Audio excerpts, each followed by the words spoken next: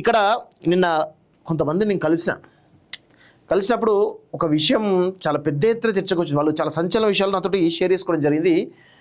అసలు ఏపీ తెలంగాణలో రెండు రాష్ట్రాల్లో కూడా టీడీపీ ఆధిపత్యమే నడుస్తూ ఉంది అని చాలా స్పష్టంగా చెప్పడం జరిగింది. అదేవిధంగా అన్ని పార్టీలలో కూడా టీడీపీ ఆధిపత్యమే కనబడతా ఉంది. ఇటు తెలంగాణలో ఉన్నటువంటి 3 పార్టీలలో టీడీపీ వాళ్ళే ఉన్నారట. అక్కడ కూడా అటు జనసేన కావచ్చు, టీడీపీ కావచ్చు, లేకపోతే వైఎస్ఆర్సీపీ కావచ్చు, అంతా టీడీపీ మయమై ఉన్నది. ఇది ఎవరికి అర్థం కానటువంటి లాజిక్ అని చెప్పేసి నాకు చెప్తా ఉంటే నిజంగా కొంతమేర నమ్మబుద్ధి అయింది. కొంతమేర నిజంగా ఇంత దారుణంగా ఉంటుందా టీడీపీ పరిస్థితి అనేది కూడా అనిపించింది. ఎందుకు అంటే వాళ్ళు కొన్ని విషయాలు నాతో షేర్ చేసుకోవడం జరిగింది. ఇక్కడ ఏపీ తెలంగాణ జనరల్గా టీజీ.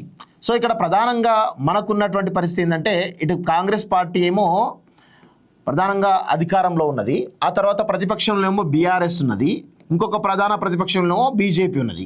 సో ఇక్కడ జనరల్గా బీజేపీ ఎందుకు ఏపీ తెలంగాణను ఎందుకు కాన్సన్ట్రేట్ చేస్తలేదు అనేది ఒకసారి మనం చాలా డీటెయిల్గా మాట్లాడుకుంటే ఇక్కడ టీడీపీ, జనసేన,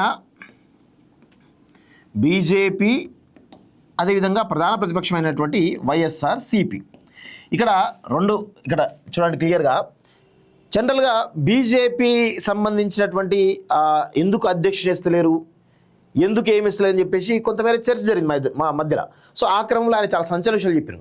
అసలు బీజేపీ అధిష్టానానికి ఏపీ తెలంగాణ మీద ఆసక్తి లేదు. ఎందుకు అంటే ఇక్కడ ఏదైనా నిర్ణయం తీసుకుందాం అనుకుంటే ఖచ్చితంగా అక్కడ టీడీపీ ఆధిపత్యం కనబడుతుంది, అదే డైరెక్షన్లో తెలంగాణలో కూడా కనబడుతుంది. అందుకే బీజేపీ పెద్ద ఎత్తున ఈ 2 రాష్ట్రాల్లో పెద్ద ఎత్తున కాన్సన్ట్రేట్ చేయడం లేదు. లాస్ట్ ఎన్నికలప్పుడు ఏమన్నా ఉంటే చూస్తే తప్ప ఇప్పుడు ఏముండదని చెప్పేసి చాలా స్పష్టంగా చెప్పడం జరిగింది. ఎందుకంటే ఇక్కడ టీడీపీ ఇప్పుడు ప్రస్తుతం ఉన్నటువంటి కాంగ్రెస్ ప్రభుత్వంలో ఎంతమంది టీడీపీ వాళ్ళు ఉన్నారో మనందరం కూడా గమనించాలి. ఈవెన్ బీఆర్ఎస్ గత 10 ఏళ్ళు పాలించే బీఆర్ఎస్లో కూడా దాదాపు 75% టీడీపీ సంబంధించినటువంటి టీడీపీ భావజాలు ఉన్నటువంటి సంబంధించిన వాళ్ళే ఉన్నారని చాలా స్పష్టంగా చెప్పడం జరిగింది. అయితే ఏపీలో ఆల్రెడీ బీజేపీ చాలా తెలివిగా, ఎందుకంటే టీడీపీలో ఉన్నటువంటి ఒక కమ్మ సామాజిక వర్గానికి సంబంధించిన నేతలు కావచ్చు, బీజేపీలో ఉన్నటువంటి కమ్మ సామాజిక వర్గ నేతలు కావచ్చు, ఈ ఇద్దరి కొలైడ్ అవ్వడం వల్ల బీజేపీ అధిష్టానం టీడీపీ, జనసేన, బీజేపీ తోటి పొత్తులోకి పోయిందనేది చాలా స్పష్టంగా చెప్పడం జరిగింది. అదేవిధంగా ఇక్కడ ఇంకొక కోణం ఏంటంటే చాలామంది ఏమనుకుంటున్నారు, వైఎస్ఆర్సీపీ ఒంటరిగా పోటీ చేయాలి అనేటువంటి దాంట్లో జగన్ ఉన్నాడు, అందుకే లాస్ట్ మినిట్ వరకు కూడా బీజేపీ ఎదురు చూసింది. అందుకే వైఎస్ఆర్సీపీ జగన్ చాలా ధీమాతోటి ఉండండి మళ్ళా వస్తా అనేటువంటి ధీమాలో ఉన్నాడు. అదేవిధంగా బీజేపీతో పొత్తు పెట్టుకోవడం వల్ల కొంత ఇబ్బందికర పరిస్థితులు ఏర్పడతాయి.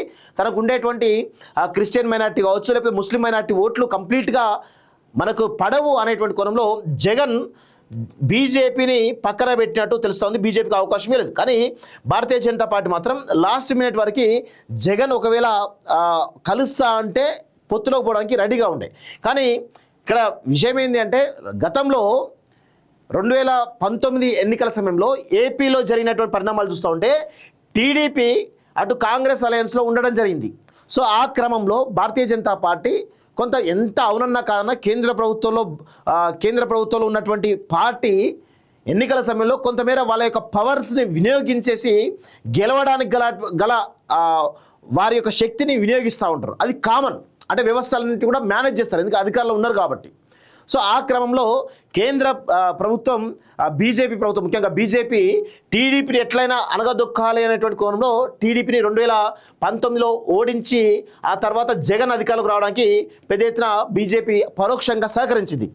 జగన్ అధికారంలోకి వచ్చిన తర్వాత ఏ విధంగా టీడీపీ వాళ్ళని ఏ విధంగా టార్చర్ చేసినో మనందరం కూడా గమనించాం.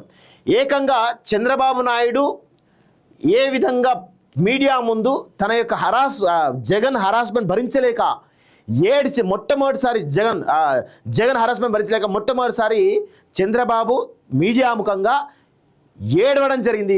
మొట్టమొదటిసారి ఆయన రాజకీయ 75 సంవత్సరాల పైనే ఉంటాడనే, ఆయన దాదాపు 46 సంవత్సరాలు 50 సంవత్సరాల రాజకీయ చరిత్రలో ఎప్పుడు కూడా అంత దారుణంగా ఎడలేదు. కానీ మొట్టమొదటిసారి వేసిండు, అంటే అంత దారుణంగా జగన్ హరాస్ చేసిండు.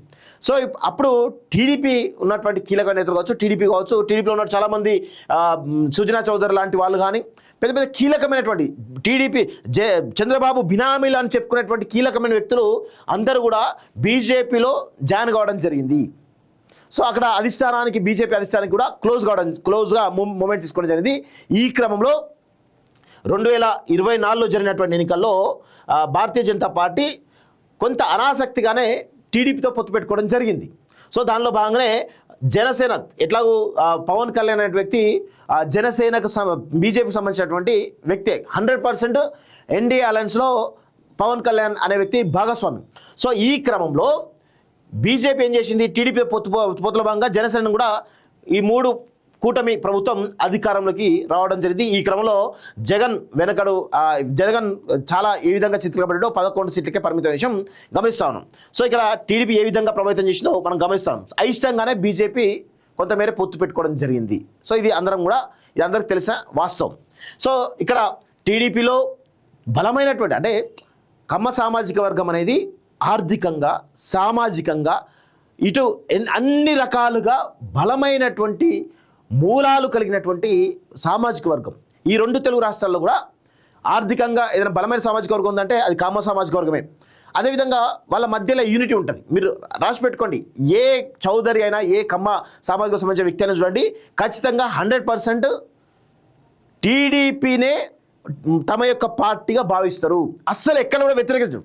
చంద్రబాబును ఎట్టి పరిస్థితుల్లో కూడా వ్యతిరేకించరు. అంత యూనిటీ ఉంటుంది. ప్లస్ ఇటు సినిమా ఇండస్ట్రీని శాసిస్తున్నారు, వ్యాపార రంగాన్ని శాసిస్తున్నారు, రాజకీయ రంగాన్ని శాసిస్తున్నారు. అన్ని రకాలుగా ఈరోజు పెద్ద ఎత్తున శాసిస్తున్న సామాజిక వర్గం కమ్మ సామాజిక వర్గం. సో అందులో భాగంగానే జనసేనలో ఉన్నటువంటి వ్యక్తులను మేనేజ్ చేస్తూ ఉన్నారు. అంటే పరోక్షంగా జనసేన కూడా నడుపుతున్నది టీడీపీ అనేటువంటి ఒక వాదన కూడా బలంగా వినిపిస్తోంది. ఇక బీజేపీ, ఇక వెంకయ్య నాయుడు నుంచి మొదలుపెట్టుకుంటే ఇప్పటి వరకు కూడా ఈ 2 తెలుగు రాష్ట్రాల్లో భారతీయ జనతా పార్టీ ఎదగకపోవడం కారణమే కమ్మ సామాజిక వర్గం అని చెప్పేసి చాలా స్పష్టంగా చెప్పొచ్చు. సో అందుకే వెంకయ్య నాయుడు ఉన్నన్ని రోజులు కూడా భారతీయ జనతా పార్టీ ఎదగలేదు. ఎప్పుడైతే ఉపరాష్ట్రపతిగా వెంకయ్య నాయుడు ఎన్నికైండో కొంతమేర ఈ 2 తెలుగు రాష్ట్రాల్లో కూడా బీజేపీ బలపడుతున్న విషయం ఒకసారి గమనించాలి. ఆ తర్వాత మళ్ళీ పరిస్థితులన్నీ కూడా మళ్ళీ ప్రమాదాన్ని గుర్తించినటువంటి చంద్రబాబు మళ్ళీ బీజేపీని మచ్చికేసుకున్న పనిలో భాగంగా పొత్తులోకి పోయిండు. మళ్ళీ బీజేపీని 2 తెలుగు రాష్ట్రాలు తిరగకుండా చేస్తూ ఉన్నాడు. ఇది 100% వాస్తవం. అవునన్నా కాదన్నా ఏపీలో బీజేపీ యొక్క ప్రభావం పెద్దగా కనబడదు అనేది గుర్తుపెట్టుకోవాలి. ఎందుకంటే ఇక్కడ టీడీపీ అనుబంధ మీడియా, ఇటు ఈటీవీ కావచ్చు, ఈవెన్ టీవీ9 కావచ్చు, ఈవెన్ టీవీ5 కావచ్చు, అదేవిధంగా ఇటు మహా టీవీ కావచ్చు, కొంత ఎన్టీవీ కావచ్చు, ఎవరు అవునన్నా కాదన్నా ప్రధానమైనటువంటి మీడియా అంతా కూడా టీడీపీ చేతుల్లో ఉంటుందని గుర్తుపెట్టుకోండి. ఇది 100% వాస్తవం. ఇది ఏపీకి సంబంధించినటువంటి అంశం. ఇక తెలంగాణకు సంబంధించిన అంశం చూసినట్లయితే ఇప్పుడు కాంగ్రెస్ పార్టీ ప్రభుత్వం అధికారంలో ఉంది. సో ఇది 100% చెప్పండి, రేవంత్ రెడ్డి కావచ్చు, వేం నరేందర్ రెడ్డి కావచ్చు, అదేవిధంగా సీతక్క కావచ్చు, ఇలా చెప్పుకుంటూ పోతే సగానికి పైగా క్యాబినెట్ అంతా కూడా టీడీపీకి సంబంధించిన మూలాలు కలిగినటువంటి పార్టీ. సో ఇది 100% టీడీపీ ప్రభావమే అధికంగా ఉంటుంది. సో ఇది కూడా ప్రధానంగా మనం గుర్తుపెట్టుకోవాలి.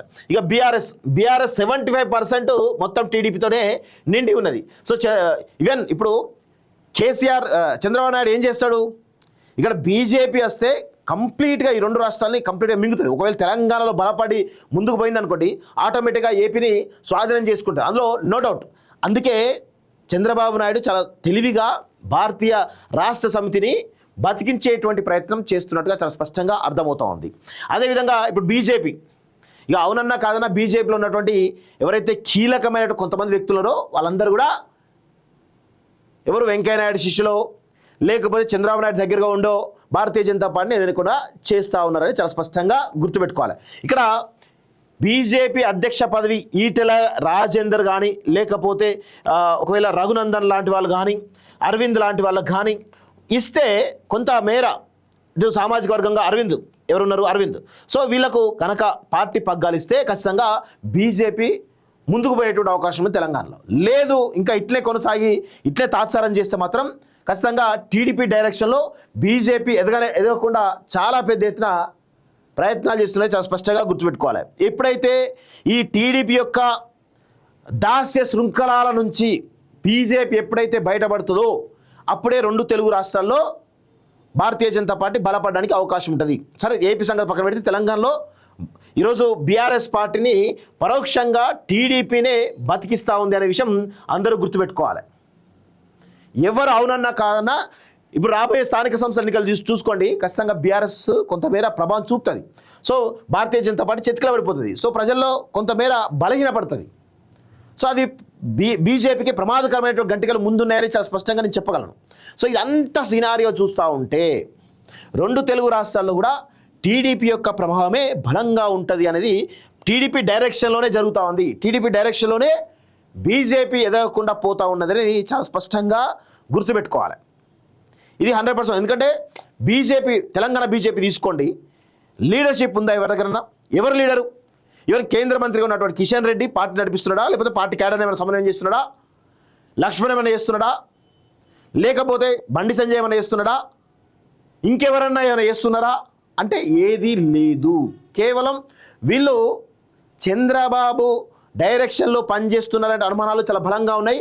ఇక్కడ కేంద్ర అధిష్టానానికి, ఢిల్లీ అధిష్టానానికి ఇక్కడ రెండు తెలుగు రాష్ట్రాల మీద ఎందుకు ఆసక్తి లేదంటే వీళ్ళందరూ కూడా చంద్రబాబు డైరెక్షన్లో ఉంటారు, బీజేపీని ఎదగనియరు అనేది కోణంలో చాలా స్పష్టంగా ఉన్నారు. అందుకే ఇక్కడ వీళ్ళ ముగ్గురు ఎవరైతే ఈటల రాజేందర్ కానీ, రఘునందన్ కానీ, అరవింద్ కానీ వీళ్ళపైన కొంత నమ్మకం ఉన్నది అధిష్టానానికి. ఎవరినైనా అధ్యక్ష పదవిని వరించేటువంటి అవకాశం ఇది ఉంది. ఎప్పుడో ఒకసారి అయితే ఖచ్చితంగా వీళ్ళ ముగ్గురిలో ఒకరికి అధ్యక్ష పదవి ఇచ్చేసి కొంత ముందుకు పోయేటువంటి అవకాశం అయితే చాలా స్పష్టంగా కనబడతా ఉంది. సో ముఖ్యంగా ఈటల రాజేందర్ వర్సెస్ అరవింద్ రేస్ అయితే బలంగా నడుస్తుంది. వీళ్ళిద్దరు కూడా అటు మోడీకి, అమిత్ షాకి కొంత నమ్మకస్తులుగా ఉన్నట్టుగా చాలా స్పష్టంగా మనకైతే అర్థమవుతా ఉంది. ఇది ఇప్పుడు తెలంగాణ రెండు తెలుగు రాష్ట్రాల్లో కూడా ఏ విధంగా భారతీయ జనతా పార్టీ ప్రభావాన్ని ఏ విధంగా తగ్గించే ప్రయత్నం చేస్తున్నారో ఒకసారి గమనించాల్సిందిగా కోరుతా ఉన్నాం. బీజేపీకి, ముఖ్యంగా బీజేపీ నాయకత్వానికి కూడా నేను చాలా పెద్ద ఎత్తున ప్రశ్నలు సంధిస్తా ఉన్నాను. సో చూద్దాం మరి ఇది ఎంతవరకు వాళ్ళు అధిగమిస్తారు, ఎంతవరకు అధిగమించి ముందుతారో చూడాల్సిన అవసరం అయితే ఉంది. విదేశాల్లో ఉన్నత విద్యను చదువుకోవాలని అనుకుంటున్నారా? అయితే వెంటనే ఫ్లైగ్రాడ్ ఓవర్సీస్ ఎడ్యుకేషన్ కన్సల్టెన్సీని సంప్రదించండి. మీ విదేశీ కలలను సాకారం చేసుకోండి. ఫ్లైగ్రాడ్.